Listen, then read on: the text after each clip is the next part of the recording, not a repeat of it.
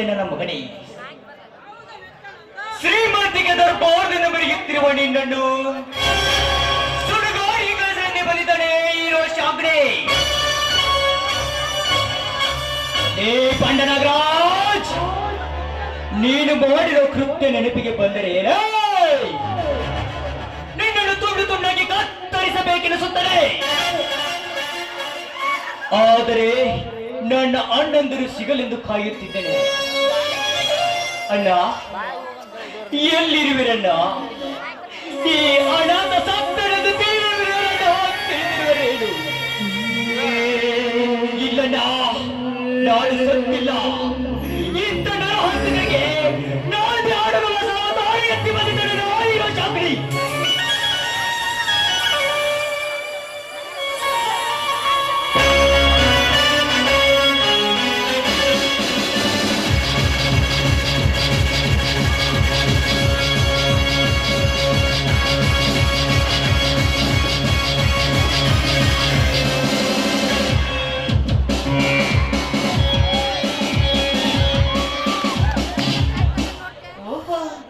ರೋಷಾಗ್ನಿಯವರೇ, ನೀವು ಇಲ್ಲಿ ನಿಂತಿದ್ದೀರಾ?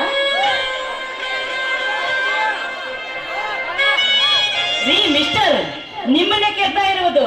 ಸ್ವಲ್ಪ ದಾರಿ ಬಿಟ್ಟು ಹಚ್ಚಿಗೆ ನಿಲ್ಲಿ. ಯಾಕೆ ಗಂಡಸರು ಕಣ್ಣಿಗೆ ಕಾಣುವುದಿಲ್ವಾ? ಸ್ವಲ್ಪ ಮರ್ಯಾದೆ ಕೊಟ್ಟು ದಾರಿ ಬಿಟ್ಟು.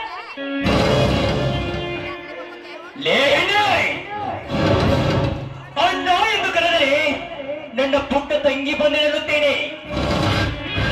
ತಮ್ಮ ಎಂದು ಕರೆದರೆ ಅವರ ಒತ್ತು ಕಡೆಯಿಂದ ತಿಳಿಯುತ್ತೇನೆ. ಮಗನೇ ಎಂದು ಕರೆದರೆ ನಾನು ಎತ್ತ ತಾಯಿ ಬಂದು ನಿಲ್ಲುತ್ತೇನೆ. ಆದರೆ ಯಾವುದೇ ಹೆಣ್ಣನ್ನು ನೋಡಿದರೆ ಕಾಮದ ದೃಷ್ಟಿಯಿಂದ ನೋಡುವ ಅದು ನನ್ನ ಜಾತಿಗೆ ಸೇರಿದವರಲ್ಲ. ಅಂದ್ರೆ ಓಹೋ, ಅಂದ ಹಾಗೆ ನೀವು ರೋಷಾಗ್ನಿಯವರ ತಾನೇ? ಯಾಕೆ ಹಾಡು ಹೋಗಲಿ ನಿನ್ನ ಮನೆಗೆ ಬಂತು? ನಿನ್ನ ಅಣ್ಣನ ಎದುರಿಗೆ ಹಣ ಲೂಟಿ ಮಾಡಿಕೊಂಡು ಹೋಗಿದ್ದದು ರೌಡಿ ಜಮಲ್ವಾ? ಓಹೋ, ನೋಡಿ, ಅಂದು ನೀವು ನಮ್ಮ ಮನೆಗೆ ಬಂದಾಗಿನಿಂದ ಏಕೋ ಏನು ನಿಮ್ಮ ಮೇಲೆ ತುಂಬಾ ತುಂಬಾ ಪ್ರೀತಿ. ಈ ರೀತಿ ನೀವೆಲ್ಲ ನನಗೆ ಬಾಗಿ ಬಂದಂತೆ ಮಾತನಾಡಬೇಡಿ. ಯಾಕೆಂದ್ರೆ ನಾನು ನಿಮ್ಮನ್ನು ತುಂಬಾ ತುಂಬಾ ಇಷ್ಟಪಟ್ಟಿದ್ದೀನಿ. ದಯವಿಟ್ಟು ನಾನು ಅಂದು ಮಾಡಿದ್ದನ್ನು ಕ್ಷಮಿಸಿಬಿಡಿ ನೀವು ನನ್ನನ್ನು. ಈ ನಿನ್ನ ಬಣ್ಣದ ಮಾತಿಗೆ ಕರಗುವ ಗಂಡು ನಾನಲ್ಲ. ಕ್ಷಮೆ ಕೇಳಿದ ತಾನೇ? ರೈಟ್ ಹೇಳಿನಿಂದ. ಹಾಗಲ್ಲ ರೋಷಜ್ಞವ್ರೆ, ನಾನು ನಿಮ್ಮ ಹತ್ತಿರ ಒಂದು ಮುಖ್ಯವಾದ ವಿಷಯ ಹೇಳೋದಕ್ಕೆ ಬಂದಿದ್ದೇನೆ. ಬೇಗ ಹೇಳು. ನಿನ್ನಂತ ಹೆಣ್ಣಿನ ಜೊತೆ ನಿಂತುಕೊಳ್ಳೋಕೆ ನನಗೆ ಟೈಮ್ ಇಲ್ಲ. ಹೇಳು. ನೋಡಿ, ಈ ನಿಮ್ಮ ಸೈರ, ಈ ನಿಮ್ಮ ಸುಹೃತನ ಅದು ನಮ್ಮ ಅಣ್ಣನ ಮುಂದೆ ಎಷ್ಟೊಂದು ತೋರಿಸಿದ್ರಲ್ಲ, ಅದಕ್ಕೆ ಆ ಇಷ್ಟಪಟ್ಟು ನಾನು ನಿಮ್ಮನ್ನು ತುಂಬಾ ತುಂಬಾ ನನ್ನ ಹೃದಯದಲ್ಲಿ ಇಟ್ಟುಕೊಂಡು ನಿಮ್ಮನ್ನು ತುಂಬಾ ಪ್ರೀತಿಸ್ತಾ ಇದ್ದೇನೆ. ರಾಜ, ಒಂದೇ ಒಂದು ಸಾರಿ ಐ ಲವ್ ಯು ಅಂತ ಹೇಳ್ಬಾರ್ದಾ ನೀವು ನನಗೆ? ಪ್ರೀತಿ ಅದು ಹೋಗಿ ನಿನ್ನಂತ ಹೆಣ್ಣನ್ನು ನಾನು ಪ್ರೀತಿ ಮಾಡ್ಬೇಕಾ? ನನ್ನ ವೈರಿ ಎಂದಿಗೂ ವೈರಣೆ ಎತ್ತನಾಗಲ್ಲ. ಅಂದ್ರೆ ನೀನು ರೌಡಿನ? ನೋಡು ರೋಷಗ್ನಿ, ಇಲ್ಲಿವರೆಗೆ ನೀನು ರೌಡಿತನ ಬಿಟ್ಟು ಇಷ್ಟಪಟ್ಟು ಪ್ರೀತಿಸುತ್ತಿರುವ ಹುಡುಗಿಯ ಜೊತೆ ಪ್ರೀತಿ ಮಾಡು ನಿನ್ನನ್ನು. ಇನ್ನು ಮುಂದೆ ಅದನ್ನೆಲ್ಲ ಮರೆತು ಬಿಡು, ನಿನ್ನ ರೌಡಿತನವನ್ನು ಮರೆತು ಬಿಡು. ಮರೆಯೋದಾಗಿದ್ರೆ ಎಂದೋ ಮರೆಯುತ್ತಿದ್ದೆ. ಆದರೆ 18 ವರ್ಷಗಳಿಂದ ರೋಷ ಬಾಗಿಲು ಜೋಲಿಯಲ್ಲಿ ಇಟ್ಟುಕೊಂಡು ಬಂದಿದ್ದೇನೆ. ನಿಮ್ಮಣ್ಣನನ್ನು ಸುಡುಗಾಡಿಗೆ ಕಳಿಸುವವರೆಗೂ ನನ್ನ ಎದೆಯಲ್ಲಿದ್ದ ರೋಷ ಹೋಗುವುದಿಲ್ಲ. ಆದ್ರೆ ನಮ್ಮ ಅಣ್ಣನ ಮೇಲೆ ಅಷ್ಟೊಂದು ರೋಷವಿದೆಯಾ ನಿನಗೆ? ನೋಡು ರೋಷಗ್ನಿ, ನಮ್ಮ ಅಣ್ಣ ನಿನ್ನ ಮೇಲೆ ಸೇಡ್ ತೀರಿಸಿಕೊಳ್ಳೋದು, ನೀನು ಅವ್ರ ಮೇಲೆ ಸೇಡ್ ತೀರಿಸಿಕೊಳ್ಳೋದು, ಇದೇ ಶೇಡಿನಲ್ಲಿ ಹೋಗ್ತಾ ಇದೆ ನಮ್ಮ ಜೀವನ. ಒಂದು ನಿಮಿಷ ನನ್ನ ಮಾತನಾದರೂ ಕೇಳು ನೀನು. ಇನ್ನೊಂದು ಅಕ್ಷರ ನುಡಿದರೆ ನಿನ್ನ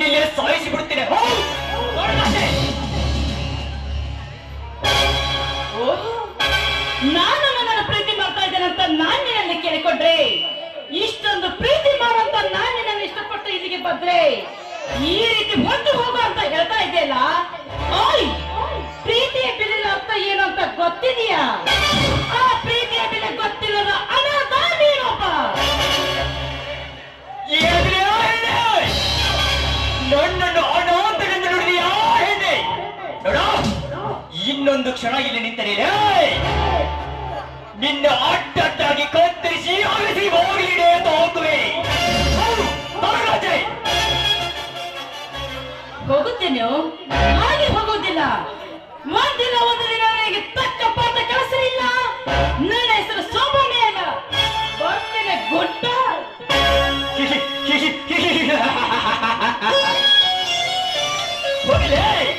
ನೀವು ಯಾವ ಸೀಮೆ ಹೆಣ್ಣು? ಅದು ಈ ರೋಷಾಕುಡಿಯ ಮಡದಲ್ಲಿ ಪ್ರೀತಿನ ಅದಕ್ಕೆಂದು ಸ್ಥಾನವಿಲ್ಲ.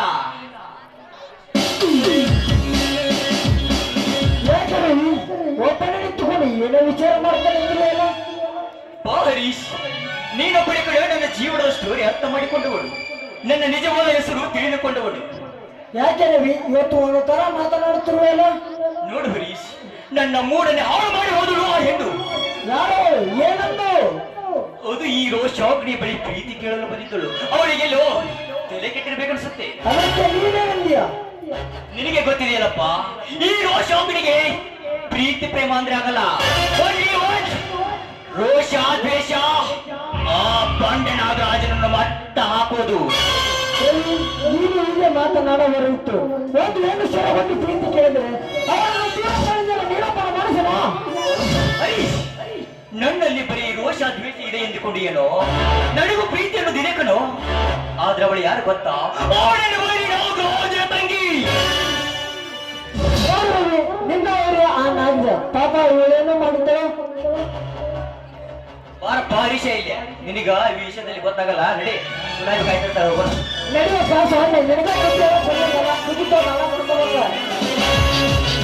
ಕಂಪನಿಗೆ